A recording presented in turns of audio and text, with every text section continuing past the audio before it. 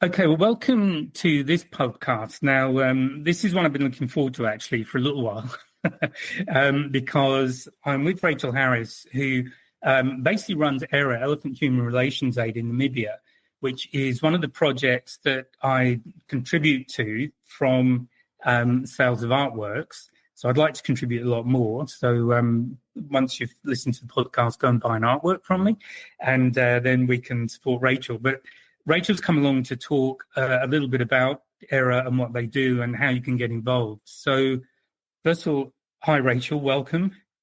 Hi, nice to see you again. Okay, and we met in 2019. At the end of 2019, I went to Namibia and did a project with EHRA. It was the very end of 2019, actually, and we basically finished building a circular wall around the water tower to stop the elephants knocking it down, because it was sort of important for the local people so they could get water. And then we had a really good few days tracking elephants in the wild. So that was my initial experience with EHRA, and I really love what they do. So, Rachel, I'm going to hand over to you to maybe talk a little bit about what EHRA does, and perhaps as well how you got involved with it, and talk about how people can help. So over to you. Yeah, thanks. So Graham, then obviously you joined on our volunteer project, which has been running since 2004. EHRA has been registered since 2003 here in Namibia as a not-for-gain NGO, not-for-profit organisation, and their volunteer trips, they started happening. They started happening really quickly after we were registered, actually. So I think it was already around mid-2024 that we were going every 2 weeks with volunteer groups. And at the time, volunteering as a way to travel was a fairly new thing. You know, we were only one of a couple of projects. And so we were just at the right time. So fairly soon we had groups every 2 weeks, which was fantastic. Not necessarily lots of people, but we'd always said we'd only take a maximum of 14, which is the same now. So we got started. And the main thing was, and why EHRA exists, is, like you say, it's all about helping people live with elephants. So conserving elephants, specifically and mostly the desert elephants that we have here in Namibia, as well as other populations now that we've got to know over the years that we've been operating, but make sure that communities are happy with elephants. You know, If they're fine with elephants, the elephants are fine. So living with an elephant can be a real pain, can cost you money, can be super dangerous, frightening, can put your life and your livelihoods at risk. So it sort of touches every area of your life that you probably don't want it to. So what we've done as an organisation is try to look at different mitigation methods that basically address all of these issues. So in a sort of holistic way, what can we do that's practical to make it okay for you? So things like water is the biggest conflict area. So what you were doing was protecting a community's water point from elephants coming along and damaging it.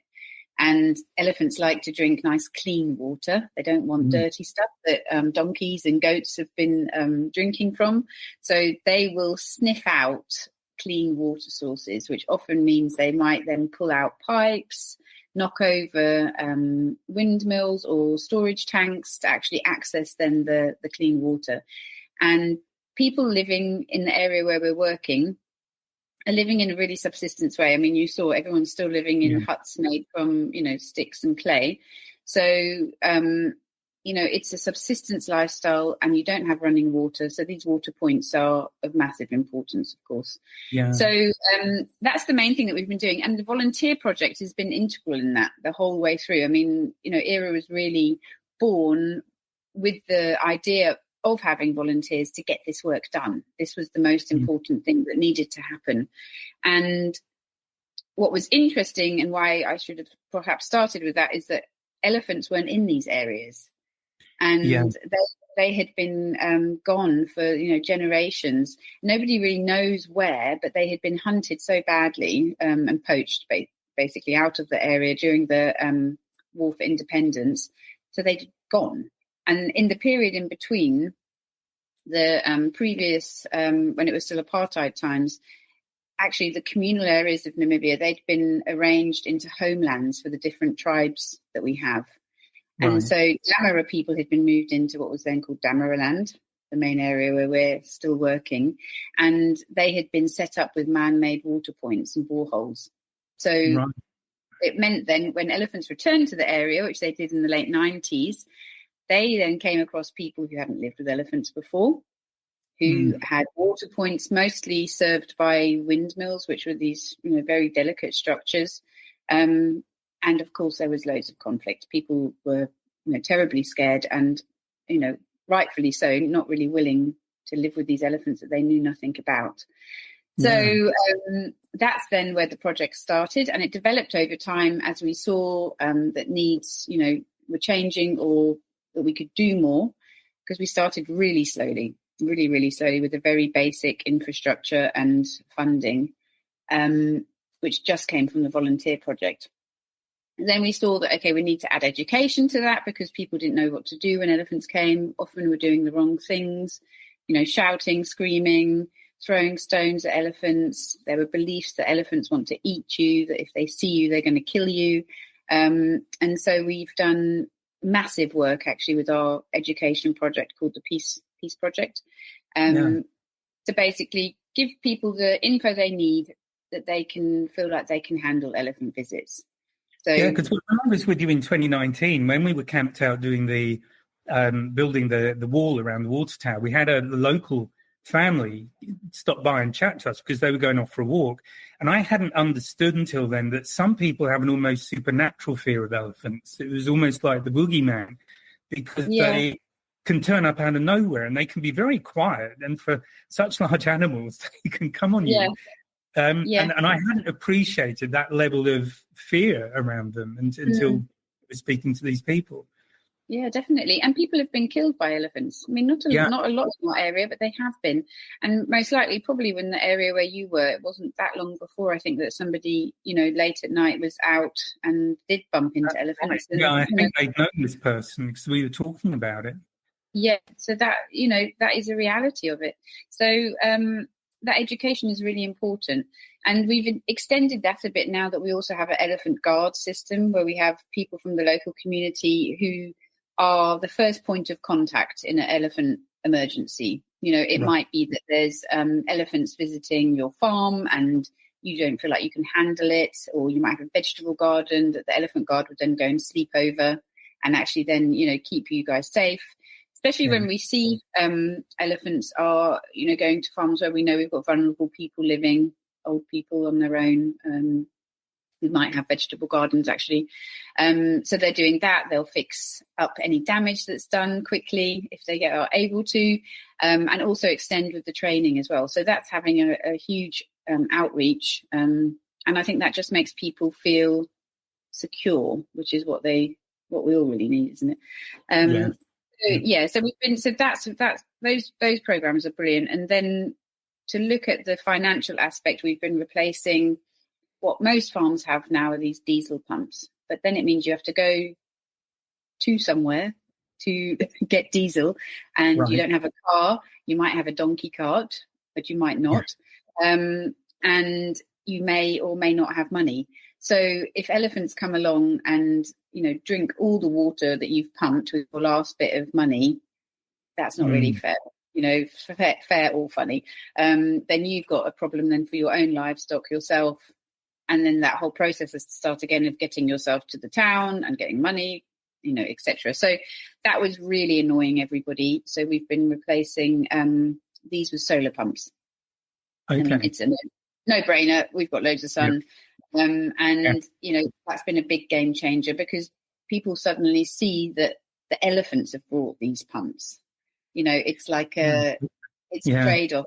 So that's been really good, I think, PR for the elephants that they are providing some form of compensation, if you like, because to have free water is just a fantastic thing, isn't it?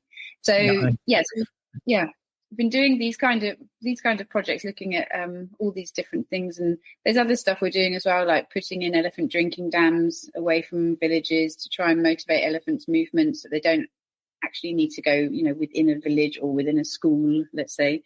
So those are really good. And then, and I guess now we've also stepped into the world of technology as we progress.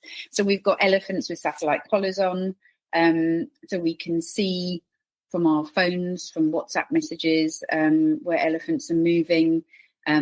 We can also make geofences around farms and villages, and hotspots, if you like, that will give us an alert and say, this one has crossed there. And then these messages are then dispersed to the elephant guards, and they then let the communities know the elephants are in the area.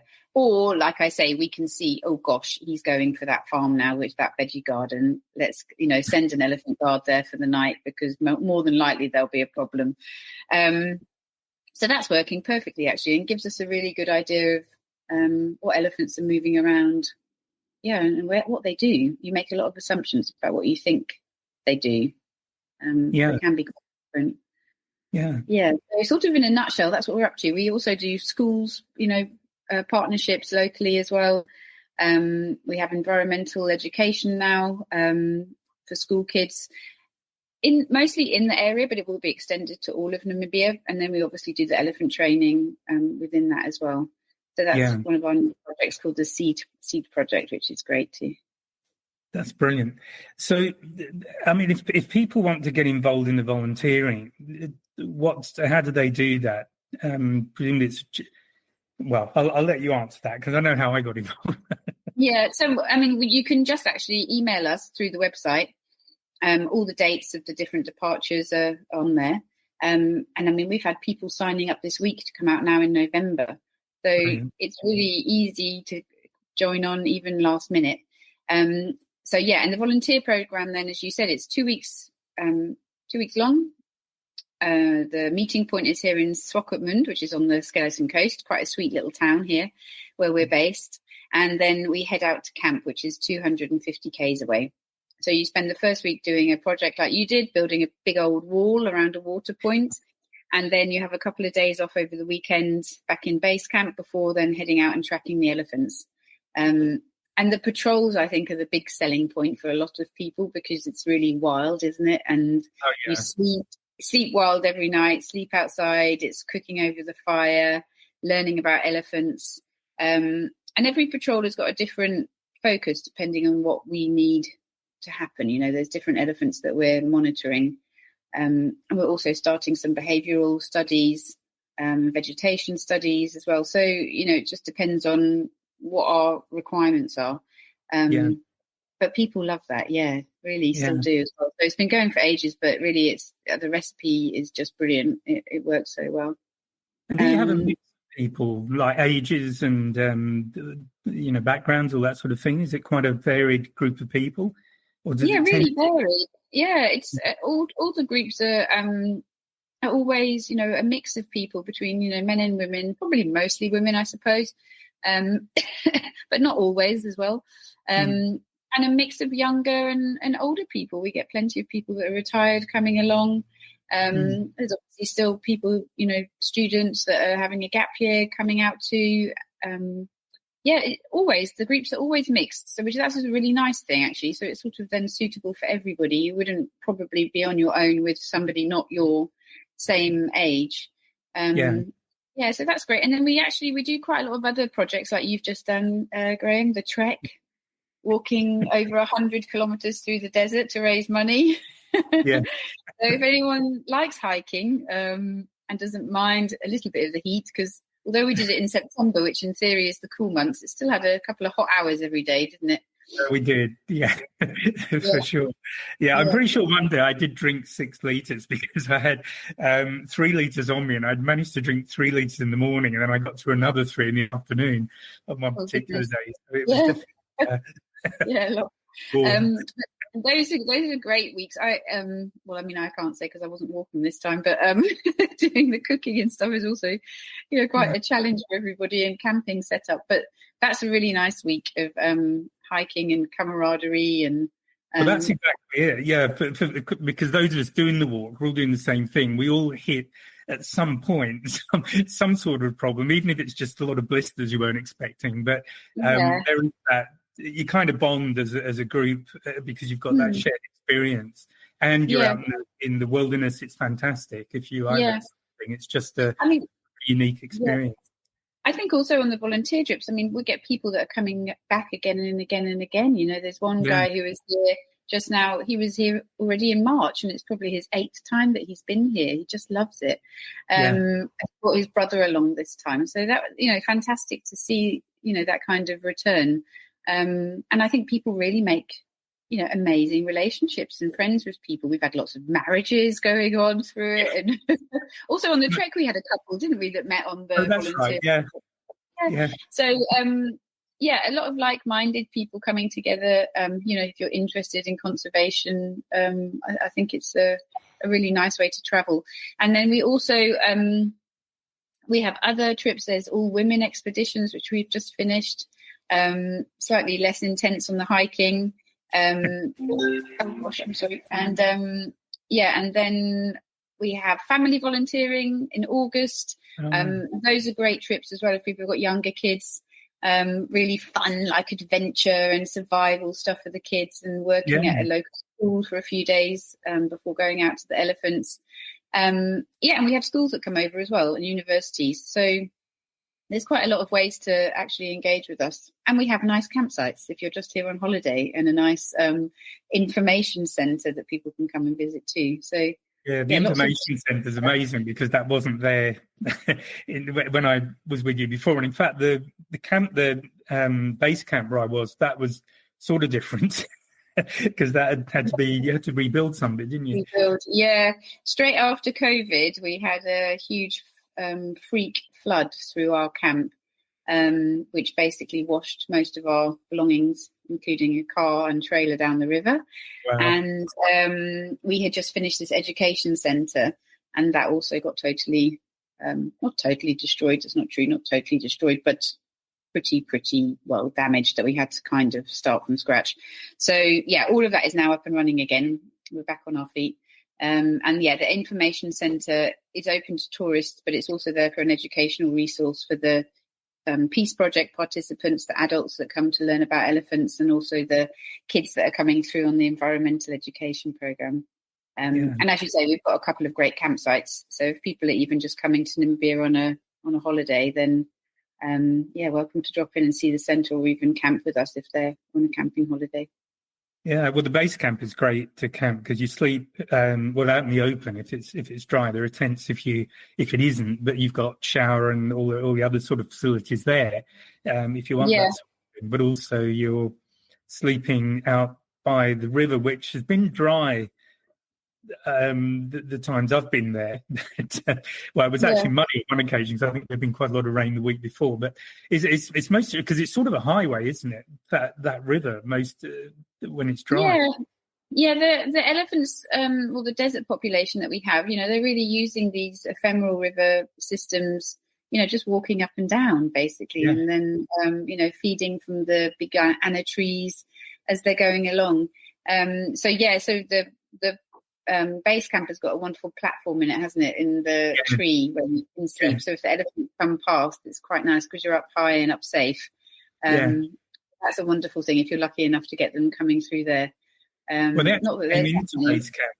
When I was volunteering in 2019, they actually came in. We could see them up on the bend in the river where it then goes out of sight. And they gradually came down and they drank from, I think it's called, was it the swimming pool, or I don't know what it was, but it's like a pool there. It's full of tadpoles and things. But they all came in. Elephant dam. But I think probably people also swim in it, So we were just very quietly watching them, and they were, I can't remember how long they were there for, but 20, 30 minutes, something like that, and then they wandered off down the river. So we just had an amazing experience of them coming right into the camp. No, it's very special if you get to see them like that. Really wonderful. Oh, yeah. Yeah, really nice. Yeah, we're lucky. So in terms of, so I'm just going back to my questions here. What sort of achievement? What are the achievements that you're most proud of that EHRA's, managed to do in the time that you've been involved? Well, I guess the biggest achievement has really been helping people accept elephants and having, really huge amounts of people that are now choosing to be tolerant over hatred, which I think is amazing. And so, and I think although the specifically the desert elephants, they're having a tough time. We're in a drought now. Although if you're a tourist, you might not really notice it so much, but in terms of vegetation, it's hard on the elephants, and they're, we've got high calf mortality, really bad. We've had a few elephants have been sick recently. One just died yesterday. So there's that was actually the leader of the herd as well. So they're having a tough time. So it's not that I can sit here and say we've had a huge impact on their population, but I think if we weren't here, it would have been even worse. And I think the whole aim of EHRA is really to try and address this unbalance between humans and wildlife. We were living, as one, and this got totally messed up, basically, by the colonialists coming in here and stuffing up, which was a fantastically working ecosystem previously. So I think for EHRA, we're really trying to put that balance back into nature and be able to leave one day and stop working and know that we have created an environment where people are able to handle living with elephants again, and that we're not needed. That is the main aim of EHRA. It's to sort of run ourselves to the point where we're redundant and actually everyone can handle it themselves. I think we've made a huge difference in a lot of people's lives, and definitely in the conservation of elephants, and indeed the status of the elephants, to make sure that the government and decision makers understand how valuable these elephants are and how few are left. And at the beginning, it took a long time to convince decision makers that this population of elephants, they might be moving around, but it's the same ones. It's not all different elephants. And unfortunately, hunting is still a reality here, although that hasn't happened on the desert elephants for a long time.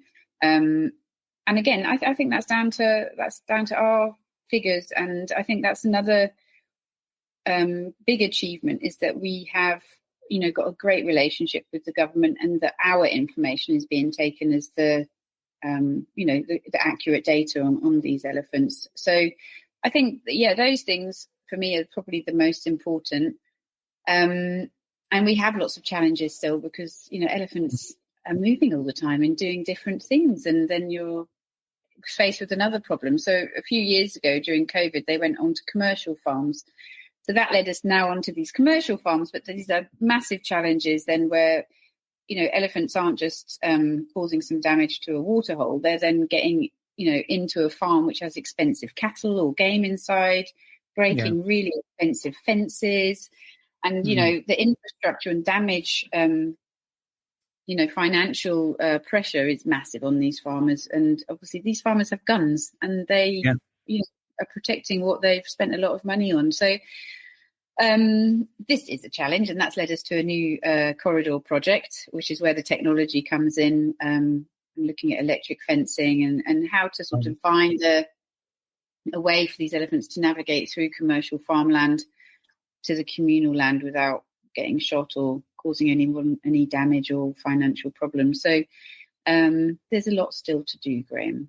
But I think we've done great, and it's nice to see how the organisation has grown, and really proud of it.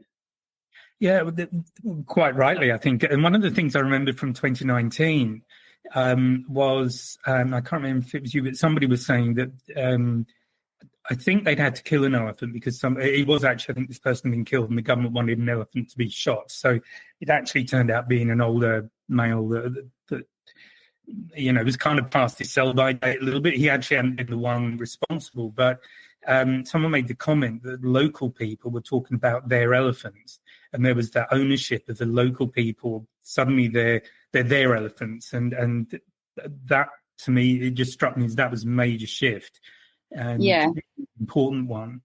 Yeah. And that's talking about this elephant that was famous called Voortrekker. And he was like the pioneer of the elephants coming back into the area. And it was shocking that he got shot. He was a tourism attraction. And for sure, the communities and conservancies were earning money from him being around. And yes, he was older, but he was still, in his prime. Yeah. One of the only breeding bulls, and there was no excuse for them to have shot him. It was disgusting, to be honest. And but quite rightly so. Although it didn't stop the hunt taking place, the communities had written letters saying they didn't want him hunted. So that was different because they recognised that these elephants are providing them with employment because there's tourism opportunities around. There's solar pumps coming in. We're pumping loads of money into local schools. There's a big benefit for having these elephants around, more so than having them dead and just having some meat. People will actually eat elephants, of course. And that's just, I think, just long term. The attitude towards the elephants has changed, and like I said, people are tolerant and see value in having them. So Yeah. So the final thing I was thinking of was how do people help? So we've spoken about volunteering and treks, but there are other things as well, aren't there, that people can do if they're perhaps not able to go to Namibia? You can sponsor an elephant. You're doing those kind of things, or you can adopt an elephant online. If you go to the website again, there's a big button that says adopt an elephant, and you can read all about. I think there's like 10 or 12 elephants on there that are available to adopt. So you can read about their different personalities. It's all because we've been here for 20 years. We know each and every elephant, and we know their family tree. So it's been quite a nice exercise writing that up and sort of presenting these different personalities. And you can see who resonates with you and adopt those ones. So that's £50 for a year's adoption, and then you get a certificate and an info pack and photos, and then an update once a year. Yeah. So they can do that. And we're also registered as a charity in the UK. It's easy to donate through the website as well, if people want to do that. And you can also say if there's a particular project that you'd like your money to go towards. Okay. Yeah, that's great. I mean, obviously I recommend it. I certainly wouldn't have gone back for a long walk if I didn't. But it is a whole, if you do the volunteering, and I think for older people as well, if you're not up to some of the more physical work, it's not a big deal. You just do what you're capable of. And because it's about enjoying it. Yes, exactly. And I mean, like I said, there's lots of retired people that come and do the volunteer project. And, the idea is to work as a team. So you don't have to lift the heavy stuff if you can't do it. There's loads of smaller jobs. And next year we actually want to start a shorter trip, which would be more focused on learning about elephants and tracking skills. So still going out and doing wild camping, but with less of the intense work. But there's a lot of people who have volunteered who I think really get into learning about elephants because they're so fascinating. Like I said, we're going to start these behavioural studies as well. So I think that would be combined as a shorter trip that people can do, which would be mostly vehicle based. Yeah. And they are amazing because they're a keystone species. So, their absence or presence has a huge impact on not only the plants, but the animals that are in the area as well. So down to the little beetles living off the dung. Yeah, they're really important to be there. Yeah, so it's just a case of trying to keep them there. Yeah, and the desert elephants are interesting because there's other elephants close by, and they don't come into these very far west areas of the riverbeds. That's just the desert elephants that do. So, if they're not there, there won't be any other ones coming in. Right, yeah. So that's why, there really is such a big importance on protecting these guys, because if they're gone, that will be it, which is, sad, like you say, for the ecosystem. They're needed. So, we keep trying and do our best. Yeah. Well, brilliant. Well, thanks very much, Rachel. Is there anything else you'd like to add before we disappear? No, I don't think so. You've obviously got the details of the website, and I'll put that in the link in the information for the podcast. So anyone who is interested can just jump on and have a look at what Rachel's team are doing and get involved. Yeah, and also maybe also put in the social media. It's hashtag EHRA Namibia is Facebook and Instagram, because we're really really good on the social media, and I think that gives everyone a good idea of what's happening at any point in time here, and if you are interested in volunteering, you'll see some good videos and feedback on there, give you an idea. Fantastic. All right, well, thanks, Rachel, and good to have you. It's good to get this together. Yeah, see you out here next time. Yeah. You don't have to walk next time. I'm not going to do such a long walk. It was, I think, what was it, 105 or 106 we finished up doing? Yeah. I've got to walk. Days, quite a lot. Yeah. Okay. Thanks, Rachel. Thanks. All right. Bye-bye. Bye. Thanks, everyone, for listening. I'll talk to you in the next podcast. So bye for now. Well, I hope you enjoyed that. Now, I just want to say thank you for tuning in and joining me in the Wildlife and Adventure Photography podcast. If you have enjoyed today's episode, please give me a like, a subscribe, maybe tell your friends, and by all means, leave a comment. And if there is a subject you would like me to cover in the future, please let me know, and I'll be very happy to do my best. So thanks again for joining me, and I look forward to seeing you again next podcast. Bye for now.